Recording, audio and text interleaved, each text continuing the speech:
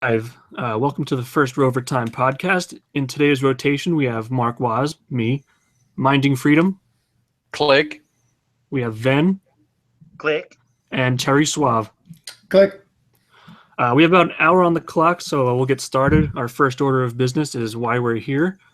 We're all fans of the political commentator and YouTuber Roaming Millennial, and there goes our ad revenue. We're done. And that's right, we're rated R for Roaming Millennial, so a lot of people might not like us. Oh well. All right. So what's on your mind today, guys? I mean, we got to talk about the French election, right? Yeah, guys, fill me in on that, because I haven't been hearing a whole lot about it. So the first round projections as of, looks like about 2 hours ago, show Macron in the lead with about 24% of the vote. Le Pen behind him with just under 22%, Fillon behind her with 20%, and Mélenchon with about 19%. Could you tell me, because I know that I want Le Pen to win, but I don't know much about the other people. Like, do you have like a short summary you can give on each of those? Well, Minding might be better than me, maybe. Yeah, he's closer. I'm closer to it, looking at there from Berlin. And, Mélenchon is not just basically, he is a socialist. He is the candidate for the Socialist Party. Macron is a centrist, globalist, elitist, a lot of that. And he's very pro-multiculturalism. I like to compare him to, or I like to call him French Merkel, for a good reason. Ideologically very close.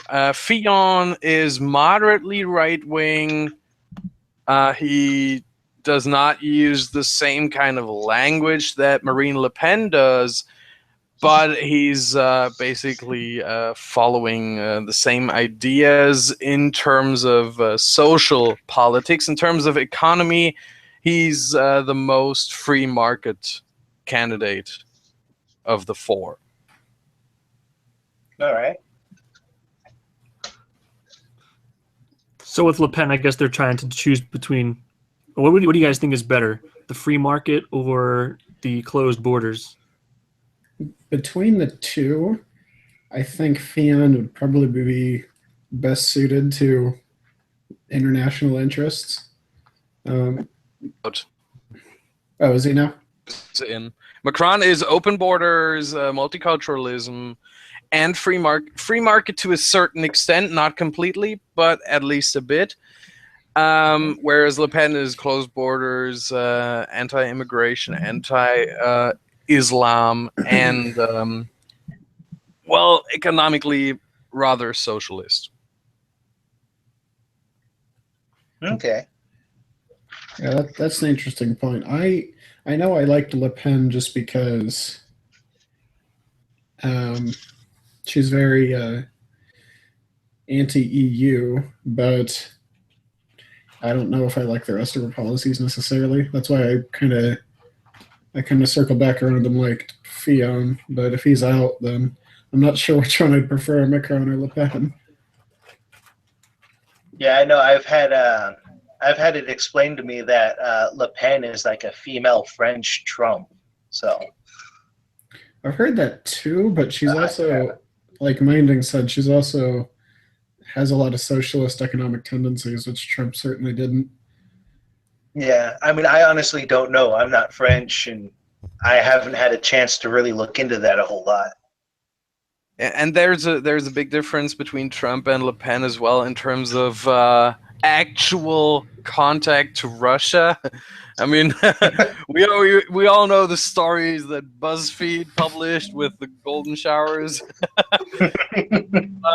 So there is no evidence of Trump having any kind of contact before the presidency with Russia. Le Pen, on the other hand, has a lot and has had a lot of contact with Russia. Got got a loan from Russia for the Front National for her party, and the ties are there.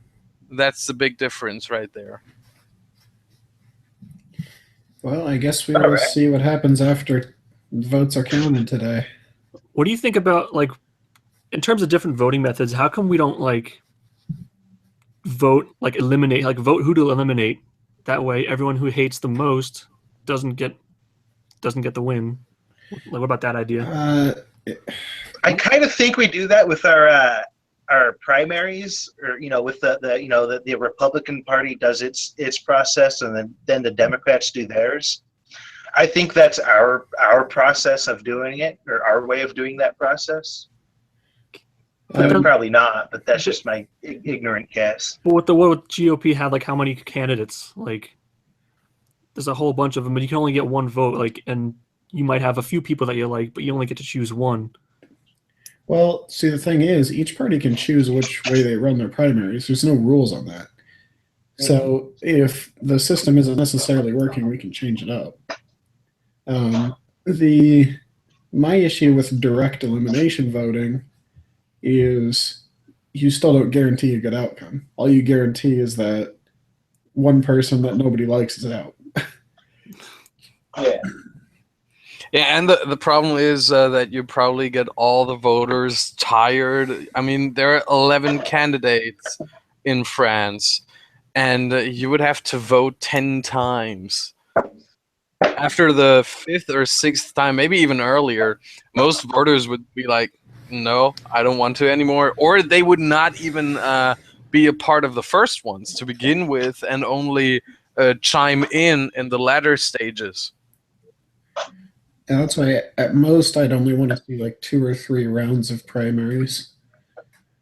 Uh-huh. At the very most, because just fatigue. I mean, there was an article recently about how UK voters are getting sick of all the votes, and it's even if it's really important stuff, they're just getting sick of it. Yeah. Yeah, that's understandable, but with the situation in the UK Parliament right now, I think it was a good idea for Theresa May to call for elections right now, because it was very, very split and very head to head, and they didn't want to compromise. And you need a new situation in Parliament. You need a new share of seats in Parliament, just to get things going again, because things were stuck and things are stuck right now. So I think that was the right decision, even though I really do understand the British people that say, we don't want to vote anymore. We got enough of it right now. Give us a year or two. Yeah, just do it that one more time and things are settled. But I think they need that one more time right now. I agree, and I guess we'll see. As far as who's actually going to get into Parliament, I know the opposition party they were banking on that people had swung against Brexit, so I guess we'll see what happens.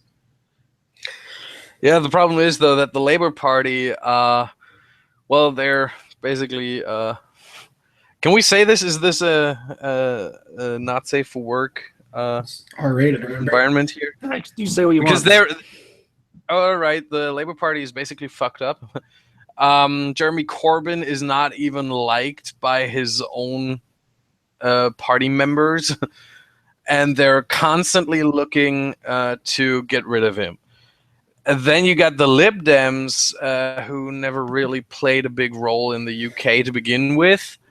So the Conservatives, let's say carrying out the Brexit, they're in the best position by far. And I'm pretty sure if nothing extraordinary happens, they will win this election. Makes a lot of sense. And it's a good thing. So with Brexit, isn't the EU giving them like a whole bunch of like bogus terms of how to actually go forth with it. I think Germany especially is playing hardball, but that's just because or Merkel specifically is super invested in it for some reason, which is odd because all she's, at least from my perspective, all Germany is doing is just bleeding money into the rest of it. I don't see the benefit coming back to them necessarily. I agree. Shed some light on it. I completely agree, and it's a shame to see this happening, because the EU started as a good idea. It started as the idea of having every country, having talks with each other and maybe even agreeing on some kind of policy, and it turned into this monster that it is right now. Mostly thanks to Germany, because right here in Germany, a lot of people have this vision of the United States of Europe, prevalent in Germany or more prevalent in Germany than in any other European country. And There's a huge difference, though. Like our states were never designed to be countries. Like, yeah, they're their own functioning entity, but like we all kind of started together. Like Europe's a bunch of countries. Yeah, it wouldn't be the same. Well, the history is the problem here. Well, yes, you're absolutely right. And then the other issue with how the EU has developed is that they're kind of taking power in a totalitarian manner. They're trying to force everybody to do all these things, whereas the US was designed so that everybody had to work together and figure out a way to, do it all. and also ours, like the smaller governments have more power than the tier above them. So like local's supposed to be more powerful than state, and same thing, state's supposed to be more powerful than the federal government, except for the Constitution. That's it. Well, really, our country is just set up in states. Local kind of developed later. Not that I'm against it. It just kind of developed as a layer later. And yeah, I mean, we're the only country that's ever been founded with the specific idea of limited government, and I mean, seems to have worked out pretty well for us. Longest written constitution in all of history. Longest lasting, I should say. While we're talking about constitutions, I remember, I think it was Crowder, I forget who, they showed the difference between our constitution and like the French constitution, and like ours says that the people have power over the government, and then the French constitution says that people exist to like serve the betterment of the state. It's like the total opposite. That's classic socialist or classic Marxist. And that's, if you look at France's history, it's honestly amazing to me because they keep going to socialism and it keeps failing, and that they just keep doing it. It's fascinating, really. It's like that meme I saw earlier today with Dory from Finding Nemo. She's like, I can't believe my socialist or communist utopia collapsed. Hey, let's try communism. Well, something I've been told, and I've always been curious, has France ever actually banned communism during or before World War II? They were too busy giving up. No, that's before the Blitzkrieg, man. Okay, and I don't think they ever did. No. I've always been told that they've tried that at one point, which kind of surprised me.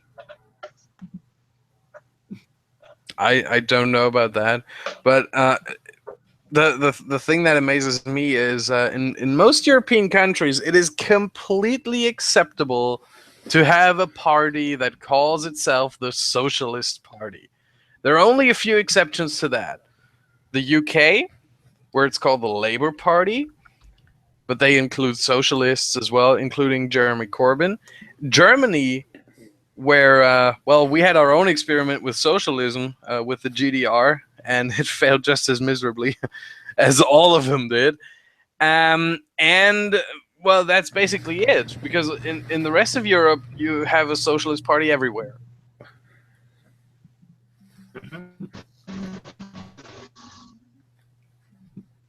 Yeah, Europe is just completely different society, and it really, I think Europe is definitely the proof that we need to fight leftism here in the States, because as we can see, they won't, it never implodes. They never stop. So Yeah. we need to fight it here before we let ourselves become Europe. You probably won't. You have a different mindset than Europe. Well, here's the thing: is, I mean, a lot's changed in the last 50-some years as far as public mindset about the different tenets, socialism and all that. So if it keeps going this direction, I can definitely see us falling down the hill. It might take a while, but it'll happen. So we need to fight it so it never happens. Yeah, I can see that.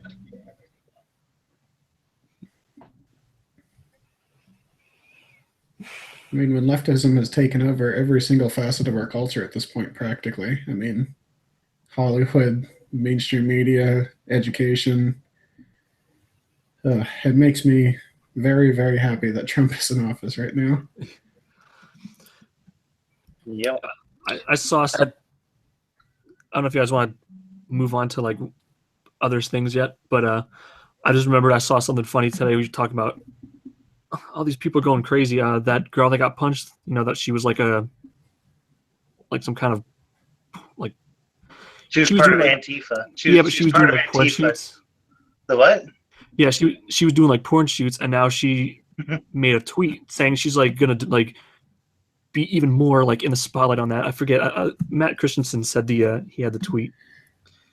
I'll read it off. I'll read it off to you. It's yeah. Yeah, she's one that's like showing her hairy armpits and stuff. It's disgusting, and she's like, "I love triggering these other people," so she's gonna like, I don't know, be putting herself out there now.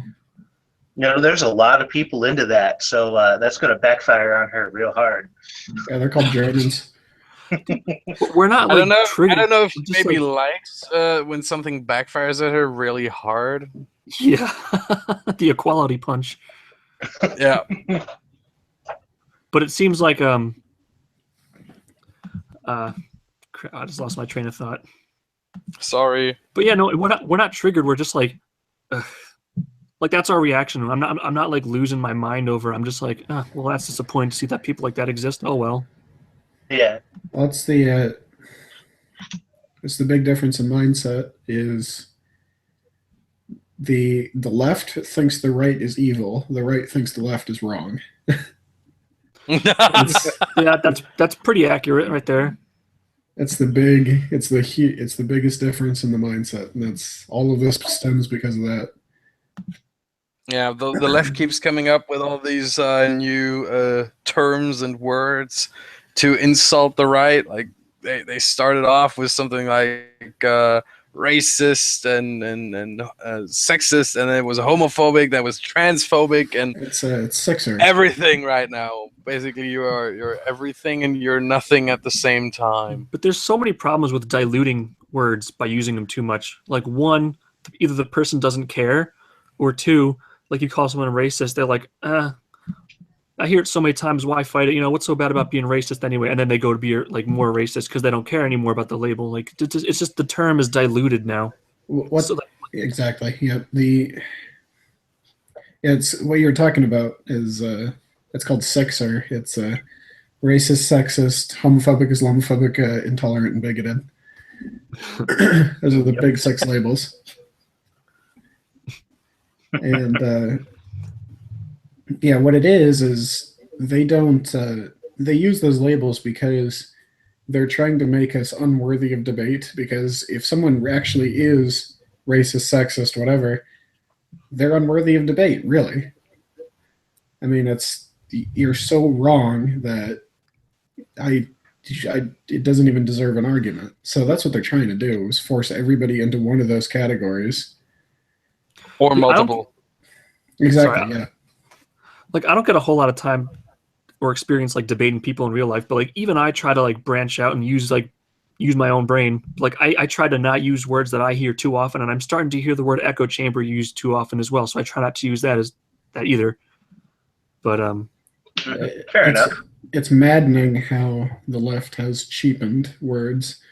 I mean, when they call Trump Hitler and Nazi, it's like all you're doing is cheapening the Holocaust. That's all you're doing. You're not. And then so when someone who's actually a new Hitler comes along, we don't have any words to describe him anymore because all the ones have been cheapened. And then you get trolls that just go along with something because it bothers people, and once they let you know it bothers them, they're just like, we're going to do it more, so we're going to support like this, whoever it is. Yeah. Yeah, see, the thing is, we do have a new Hitler rising up, not in the U.S., not in Central Europe, but in Turkey with Erdogan. He just had the vote on the constitution to be changed with massive manipulations, with a lot of evidence on that. It was a slight victory if you include all the manipulation. If you excluded that change of the constitution was not passed. let's be real here. But he is turning Turkey into a dictatorship. He is making out enemies, the Kurds in this case, not the Jews, but the Kurds. But the pattern is the same. And we have no words to describe him, to compare him, because Trump is literally Hitler. It's very irritating. Yeah, I mean, we're probably going to trigger our favorite Turk here, but we'll have another Armenian genocide, but this time it'll be a Kurdish genocide. If someone doesn't stop Turkey. And I'll give a shout out to our favorite Turk. It's Chank Uyghur. I like to call him Chunky Yogurt. Yeah, while we're at it, what amazed me, I was right after this vote on the Constitution in Turkey, I was looking at the Young Turks YouTube channel for the first and second time in my life, and I plan on not doing it again. But it amazed me. They had one video about the Turkish vote, about the Turkish election. Is it called an election if you vote on a matter and not a person? They said it was a referendum. Yeah, okay. On the referendum, one video, the Young Turks, they have it in their name. They had two videos about Alex Jones from InfoWars. Speaking of in the same time span. Speaking of Alex Jones, I didn't know that he was apparently he's in a custody battle. I haven't even heard that he got divorced. Like, I haven't watched him in so long because he kind of spammed my subscription feed. And but then I see all the stuff in the news. I'm like, since when? I don't know if Honestly, I've never really watched the guy, so anything I hear about him is new news to me. Yep, same here. Yeah, I know the name. I watched him once or twice, and I thought, man, he's got some wacky views. Does he? Yeah, there's a little bit of tinfoil hattery going on with him. And the lawyer's claiming it's a character. I mean, I guess it could be, but... Are they having too much pineapple on their pizza or something? What's going on here?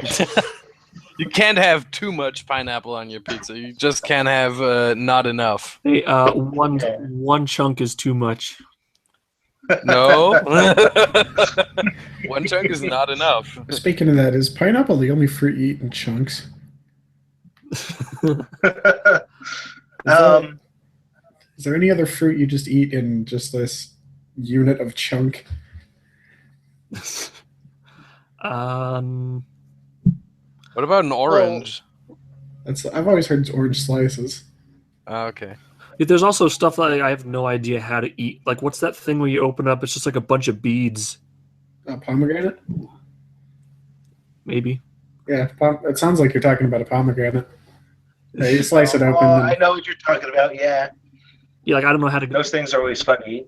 I love pomegranates. Like, They're delicious. I don't think I've ever had one. Oh, it's so good. I've And had- one of them's I've had like a full pomegranate. meal, too. Yeah, if you get a big Really? one. I don't have a place for this, but I always feel like sharing this information. I have a really good sandwich recipe, and it's like really, really filling, and I'm sure it's healthy. But because my brother was into jujitsu for a while, so we were looking up the Gracie Jiu-Jitsu like website, and they have like all their diets and stuff. And there's one called the Henergy sandwich because the guy's name is Henner, and it's a sandwich, and then well, obviously, okay, well. So the bottom layer is almond butter, and on top of that, you have half of an avocado like sliced up and placed on top of that, and then you have spinach that was cooked in olive oil on top of that, salt, Okay. garlic flavored kale chips, and then on the other slice of bread you put green pesto and you put it together and you toast it, and it's super filling. See, it sounds tasty, but man, that sounds like a lot of work for a sandwich. Yeah, no, it really Two is. mistakes in that. Two mistakes in that sandwich there. The almond stuff, the almond stuff and kale. Get rid of those and we're good. What are I you need it. talking about? Those are like the best parts. All right, so I'm one of those people that I'm really like OCD about having my sandwich right side up. Because if you like peanut butter and jelly, the jelly side has to be down. It doesn't work the other way. Wait. So am I the only one here that puts peanut butter on both pieces and then puts the jelly in the middle? You can do that. That's what I do. I've done it my whole life. I've done that in the past. It's not my usual pattern, but I honestly don't care which direction it faces. It's a sandwich. You just blew my mind. As long as there's bread on the bottom and the top, I'll probably eat it. Sounds good. No, if you guys want a serious food crime, okay, what you do is you make a sandwich. It's mayonnaise, mustard, and if you want, add cheese. And then on another piece of bread, you put your peanut butter, and then on top of the other sandwich, you put your jelly, and then you put the peanut butter bread on top of that. There you go. Eat your food crime. There's a couple of restaurants around here. I don't know how common this is, but a couple of restaurants around here. They have the. Have you guys ever heard of the Elvis burger? Sounds familiar, but I don't think so. No. So it's like a hamburger cheeseburger it's got peanut butter and an egg and a couple of different sauces on it. All right. And it's delicious. I could see that. I mean, it doesn't sound good, but at the same time, it does. I have two food crimes right now on the top of my head. One is being a vegan. And two, I agree. speaking of, I think a burger is a sandwich. So I'll tell you this. I agree. So Burger King, I like them the most because of the sesame seed buns. I always order a double cheeseburger because the patties get smaller and smaller over the years. It's not enough, so I need two patties. All right. Order double cheeseburger. They give you double the patties, but only still one slice of cheese. That's not a double cheeseburger. That's a cheeseburger hamburger. Yeah. That's not a double cheeseburger. And I get pissed off because they're jipping me on the cheese. So what you got to do is order two single cheeseburgers and combine them. That's actually the first time I've ever heard of a Burger King doing that to you. Everyone I've been to does that now. Maybe they've changed it recently because usually whenever I order a double, they give me two pieces of cheese.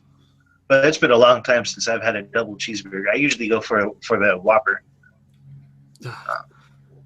I'm a very plain person though, so I only have. That's all I have is the meat and cheese. I don't have pickles. I hate pickles. No onions. I could do ketchup, but I just generally have it plain. They might be doing it just to spite you because all their pre-prepared burgers have all the garnish on them, so they have to make fresh ones for you. They're like, no, this guy, he made us make this fresh. It's a bunch of work. One piece of cheese for him. Now, if you ever want an interesting burger, you see, you go and you order a cheeseburger from Burger King, and then you order a cheeseburger from McDonald's, and then you put them together and you eat them as one burger. Surprisingly good. Now, if you want, you can get a double quarter pounder with cheese and a Whopper. Put them together, and you get a Whopping Pounder. You get the pun, the name? You know, Whopping Pounder. I'm sad now. I just eat like regular restaurants around here because there's so many of them. Yeah. It's like, I mean, I can get an amazing like half-pound burger with a bunch of stuff on it for like, $9. Yeah, by the way, just as to show a starting point of how small we start, we have a whopping 3 viewers. Woohoo! Yeah, and I hope in the future that'll turn to like 3, like million. 100. Why ask for billions when we could have millions? $1 million. Sir, that you got to go a bit more. I like how in the one of the Austin Powers, he just like starts giving up like random like non-existing numbers, and then he ends it with like million, fulfillion, yen, like instead of dollars.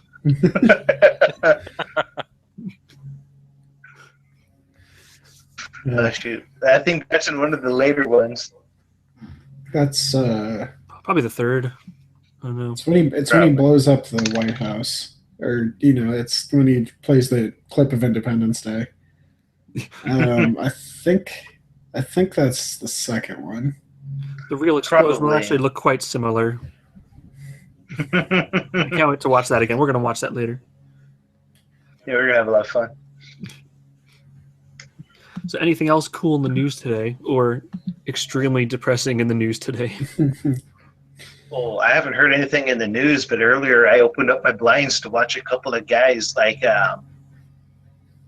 throwing a bunch of rubbish and other things at this woman in her car. Yeah. Apparently it was bad because right after these guys left, he had like 2 police cars were there taking statements. An ambulance showed up and someone got in it. Yeah. Well, apparently North Korea just arrested an American citizen. Oh, I saw that. I haven't looked into it though. Like, what's going on with that? I'm looking at it right now. The Korean American professor is teaching at a university in Pyongyang. Do they let outside ideas in North Korea? To some No, extent, they do. that's why they're arresting him. He's an outside American, outside Korean. Dang. Oh, he's actually the 3rd known U.S. citizen to be detained in recent months. So who's their biggest ally? Is it just China and that's it? Because China seems to be like they're cooperating with America. Originally it was China, but now China seems to be kind of like turning against them because North Korea is misbehaving. Like, even more so than usual. That's the exact right word for it, though, is misbehaving. Because Yeah. I don't know if I'm allowed to insult Kim Jong-un on live feeds. Go for it. What's she gonna do? Shoot a rubber ducky at you? He can't reach me with all the missiles he's got or doesn't have. We don't know. We don't know. Well, he does have missiles, but they go up for like 10 yards in the air and then they fall down. I would love it if Kim Jong-un was like, you know how like in Invader Zim, like all things good they're like allergic to? So he thinks that like everyone else is like allergic to like teddy bears and like glitter and stuff. I would love if that's how Kim Jong-un thinks, and he just like fires over a missile full of glitter, like, I got you. Using Antifa tactics now, I see. Did you see that at the Berkeley event? They were throwing glitter at people. They threw that at Lawrence Southern a while ago. I don't know if that was. That was at the Berkeley thing. I did see that happening on all sorts of footage. Yeah, but I heard. Why would they? I saw that happening, as Mark says, at the University of Toronto, where let's say Jordan B. Peterson emerged as the new hero. I saw that at those events as well. That Lawrence Southern was. Can we say attacked? I think that's the wrong word here, but I can't find any other. Excuse me for that. They attacked her with glitter. Yeah. She was like, "Yeah, so what?" And they actually put some on her microphone and all that. I saw that, and it's not a new tactic for Antifa. I just thought that was the greatest thing, just seeing them throw glitter just in broad daylight at someone, and everyone's just like, "Are we supposed to be hurt here?" Like, what does that do? That's like putting a nice pink bow in Lauren Southern's hair. Like, what does that do? And that's why she said it seems like maybe that was like some kind of coping mechanism. Like her psychologist told her to do instead of beating people up, like just do glitter as an outlet. I could see that, yeah.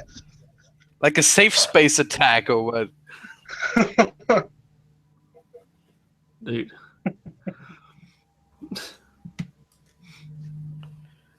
We hate you, but we don't want to hurt you. We're going to use Seems a little non-violent violence. inconsistent to me. I heard that like the man equivalent. I think the man equivalent of glitter is like sawdust. That's what I heard. Yeah. Woodworking video. Yeah, sounds about right. Antifa could throw sawdust at me all the time.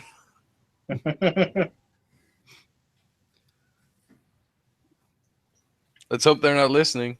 I think Antifa is stronger in Germany than it is in the U.S. So, well, chances are. Yeah. I was going to say they're going to might fly run to into Germany them. specifically to throw sawdust at you.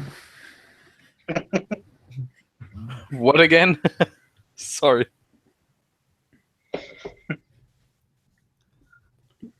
You said they're going to fly over to Germany just to specifically throw sawdust at you now. Ah, okay. Speaking of Antifa, apparently like 4chan is like hunting for them, like members. Yeah, they found the one guy that I think they found the professor that threw the brick on the one guy. Is there anything 4chan can't do? I don't know. Find their own. Nah, never mind. Can't say that joke on here. Bit too strong. A lot of them are. A lot of them are members of Anonymous, the ones that actually do stuff. You know what I'd like to do? The others are just kind of like, Yeah. Let's pit 4chan against Our Mind because of their recent transgressions. Honestly, if you want to do that, you want to say Anonymous versus Our Mind, not 4chan, because it's like Terry was saying. A lot of the people actually doing the work were from Anonymous, not 4chan. They go hand in hand, but. Or at least the politically incorrect forum. I mean, you might be able to get something out of it. It'd be funny to see. Well, I think they deserve it. Someone should figure, for anyone that doesn't know, watching the stream, Our Mind like hacked Studio 71 and like replaced their titles and descriptions and stuff, and now they're bribing for money so that they don't release the names of all the people. Except the list is already public. Yeah. Oh, they did already? They did. Yep. Yeah, the list was public before they even started making the demand. And who was the one that was saying that was a benign hack? I was one of the people saying it wasn't too bad, or it was relatively speaking, it wasn't bad. But that was because before no one had really come out and had these details on what Our Mind was doing. Like they hacked up Markiplier, they hacked PewDiePie, a bunch of other big YouTubers, and they're like, oh, I got hacked and whatnot, and it was all jovial. There was nothing like evil surrounding any of the hacks. And then a while back, they hacked a college, and since then, this is the first time I've heard them hacking anyone on YouTube again. So yeah, because there was like this informal kind of reputation of like, oh, they were infamous for the hacking, but being cool about it. So, yeah, they lost a lot of respect from a lot of different people out there. It seems like so many people are susceptible to hacking, like no one is safe. And this is like, all this technology marks the beginning of like a new political era where everyone has all their information out there, and you're never going to have like a white knight perfect person, and that everyone's going to be hated for some reason because everyone has something to be dug up about them. Like you're not going to have a trustworthy politician in the future because everyone's going to have like all the worst thing they did out there. Yeah. So it's weird. It's something to think about. Like, so are politicians just going to get like sneakier and sneakier, or are they just going to try to raise someone to be a good politician from the time they're born so that they don't have anything like against them? Like, you can't do that. In some people's eyes, someone will always do something that is in some kind immoral. See, that's why I usually don't follow scandals in general, because I think if you really examine anybody's life with a microscope, you're going to find something scandalous. Mm-hmm. But then is it good to ignore scandals? I mean, in a lot of cases, yeah, because it's large. Like I said, it's everybody's guilty of something similar, at some point.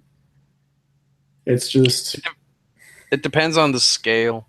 It depends on whether it's a real, let's say something involving actual, like, I don't know, bribery or something like that. Because if it's actually related to politics, that's where it gets tricky, and that's where you can no longer ignore it. If it's just private life, let's say, if you look at France, a candidate, falls in love with his teacher, they marry.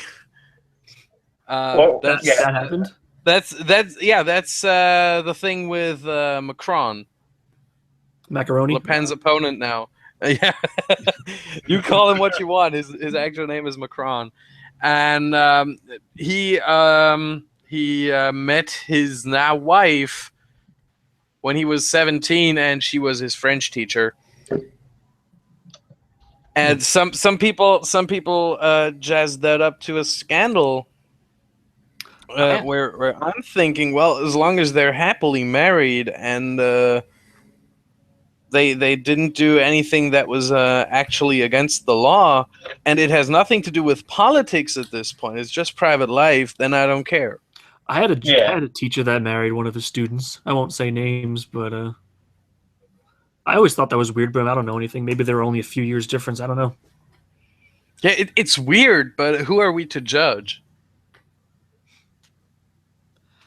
I mean, that person can still have good ideas for policy. If we're talking about politicians right here, the only two things that I judge a politician on is policy and integrity. Uh-huh. So and integrity is not touched by marrying your teacher. But like, for example, the Chelsea Clinton using the Clinton Foundation funds to fund her wedding and pretty much live off of, that's also not good. That's what I talk about when I say integrity. Yeah. You don't use those. You don't use this money for those things. You don't use foundation money for personal, private life. Clinton. Yeah. Okay. Well, what about that? Wasn't there a governor or a mayor that used like this taxpayer money to like pay these people to do some kind of job for him off the books or whatever? I don't know. I forget the details. I'm sure there's been many of those, to be honest. Yeah, another prime example of scandals that you should ignore is like when they pulled up that 10-year-old footage of Trump saying "grab her by the pussy," or and that's not even like verified. It's just a statement. Yeah. It's like, yeah, no, he was talking. He didn't know he was being recorded or some BS, or it was on some old obscure radio talk. Yeah, and if he would have said that like as a policy statement, yeah, that would have been bad. But a policy statement. right, you're now required to grab her by the pussy or something. Yeah, you might want to be concerned, but just having a talk, saying, oh yeah, they let me do whatever because I'm rich, so I can just reach over and grab her. That's not necessarily bad, That's actually part of it was that he just said he could too. He never said he did. Yeah. Yeah. It's definitely just locker room talk. Yeah. If he said he did, that would basically that would be infidelity, wouldn't it? That would depend if he was married then or something, I believe. Yeah, okay, but there's a good chance he was. So that would be at least close to this whole integrity stuff, but he didn't say it. He just said you could. He never said he did. As part of that, 10 years ago was he married to Melania 10 years ago? No, or maybe he was. I don't remember. Shoot, I don't know. He's just some rich guy. I watched him on TV a few years ago. Exactly. I don't know his life story. You're supposed to follow the news. They married 12 years ago, 2005, January 2005. There we go.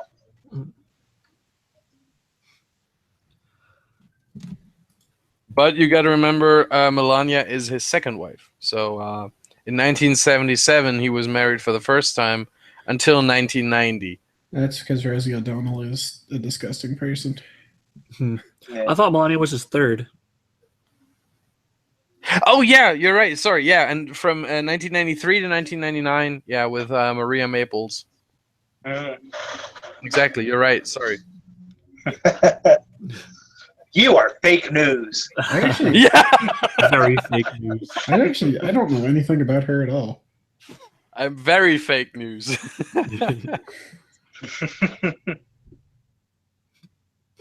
We need this soundbite.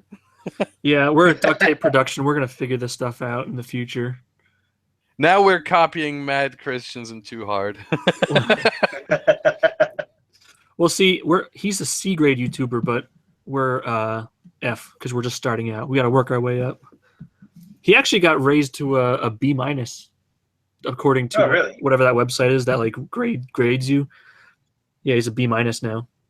Rock on, that's good. Good for him. Social Blade? Yeah, that's it.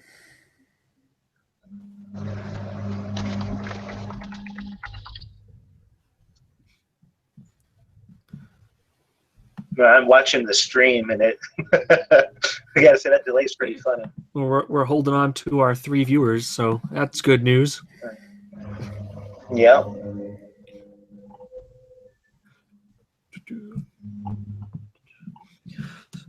So, I had a rough day at work today just because it was really busy. Mm-hmm. And you ever get customers? I don't know if any of you guys work in retail or whatever. You get customers that are like, you did, yeah. You get customers that are like randomly rude or snippy or whatever. And one guy, like, he was giving me the cash, but like instead of like reaching out just a little bit to like gesture that he's giving it to me, he just keeps his arm at his side like a little T-Rex arm. And he's just like looking at me and looks at the dollars, and he looks at me and looks at the dollars. I'm like, okay, so I have to reach out and almost like take it from you, and it's uncomfortable because like you think that you're taking it before they're ready, and it's just being a jerk. And there's just people, being snippy. Retail is. There's so many. I think everybody at some point in their lives needs to work in retail and food service. And I was a busboy. That's all I need. Well, that's food service. Yeah, that's what I'm saying. That's all I need. You can tell a lot about a person based on how they treat like people who are nobody to them, like the cashiers or the waiters or whatever. Like if they treat them like rudely, then they're a rude person. Like you don't judge them by how they treat their friends. Yeah.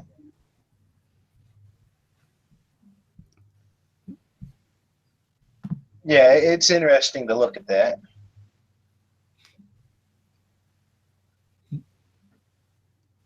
But then there's also people that come in, they're just like oblivious. They're like, "Hey, where can I find this?" And you're like, 2 feet to your right.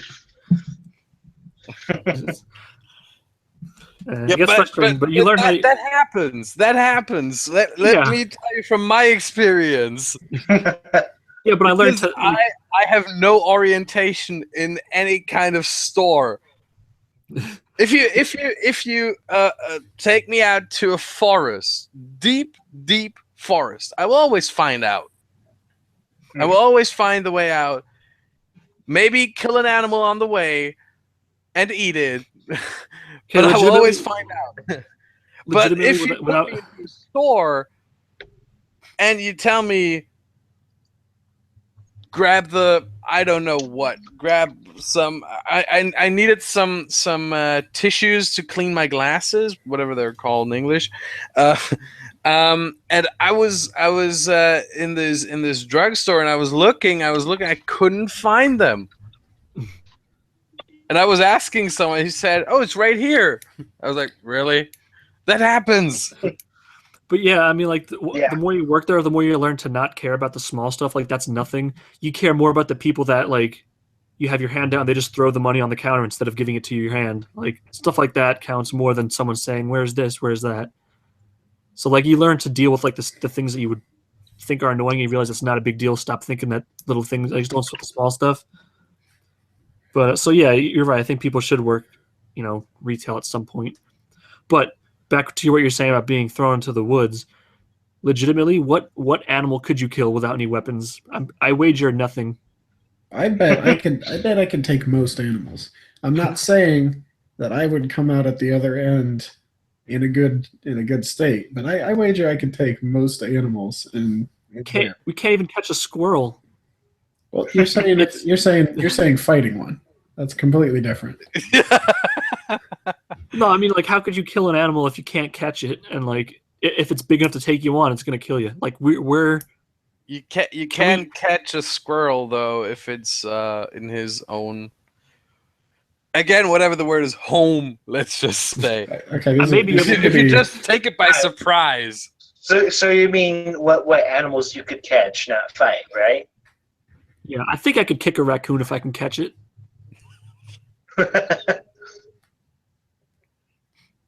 I don't know. I mean, I'm sure there's like if I gave you 5 days, I said go out into the woods, bring me something.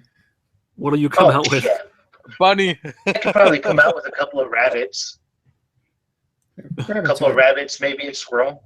I mean, really, you just have to remember how to make traps and then leave them alone for a while. Or shoot, I can go and jury rig a fishing pole. Go fish. Oh yeah. Okay, what do you use for wire? There's plenty of fiber out there. You just gotta know how to. Or shoot, if I was really desperate, I could just go out there and stick my finger in the river. There's plenty of people that do that too. You're so lucky that you live in like a first world wilderness where it's like you don't have alligators or anything gonna like bite your hand off. Yeah, this reminds me about how much I love Earth Day, and makes me remember where we came from and how much we've mastered our environment. And I have no intention of trying to go back. I think everyone should know how to, though. Yeah, I like that's what should be taught in school. Yes and no. No, I'd see it if it was like an optional, or if you're in a more rural kind of area rather than an urban. Because the problem is we are 100% dependent on electricity, and what happens if there's a solar flare and the power grid goes down? We can't transport stuff because we can't pump gas and we can't communicate. Everything's done. Dude, we've had solar flares and the power goes out for a little bit and it comes right back up. It's and what if it doesn't? And what if it doesn't? Then you just don't worry about it. It's just not something to worry about, really. It's like Joe Rogan had he had a stand-up bit about that, and he said, what if the power goes out and people will just be like, I don't know what you do, but I do is I sit around and I wait. And then a few days later, you walk out and be like, have you guys heard anything yet? Are they going to turn the lights back on? Nothing? You haven't heard anything? Shit. And then you just wait more, and then you're going to be like, oh, the bears realize that there's no loud noises anymore. They just come into the neighborhood. And so you retreat to the cave, and then everyone lives in the caves, and then we never come out. And then one day someone ventures out and finds all the stuff that we left behind. And they'll be like, dude, who built all this stuff? It had to be aliens, man. We do have firearms, though. Yeah. And see, that's the thing is, we're not, I'd say we're more 80% reliant on electricity and whatnot. Because, you know, say you do have a life, you go out there, you do stuff and whatnot, you still know, at least the basics of how to do a lot of different things. I mean, here's the thing, you can still produce, I mean, you could still produce like gas and stuff because they have generators. They're producing the fuel. Okay, what's the problem here? Yeah. It's you need really smart people to know how to do everything that we do. The only thing a solar flare does is that it's an EMP as far as I'm aware. So it just burns out some electronics. Well, you just replace those and then you're good. Yep. That's why it's on and back so fast. Some places don't even notice it. Yeah, what if it's big enough? Oh, it's like a giant wave. Like, done. Oh well, then that's probably the sun exploding, and we're all dead anyway. Well, again, a lot of stuff wouldn't even be affected because a lot of things aren't affected by the magnetic pulse. They just aren't. So, or it's such a small impact that it doesn't matter. So, I mean, yeah, a lot of stuff will burn out, but then you just replace what got burned out. I mean, it's not like we don't have a lot of these extra parts just laying around too. But what about them gets ruined? What, they just become magnetized or something?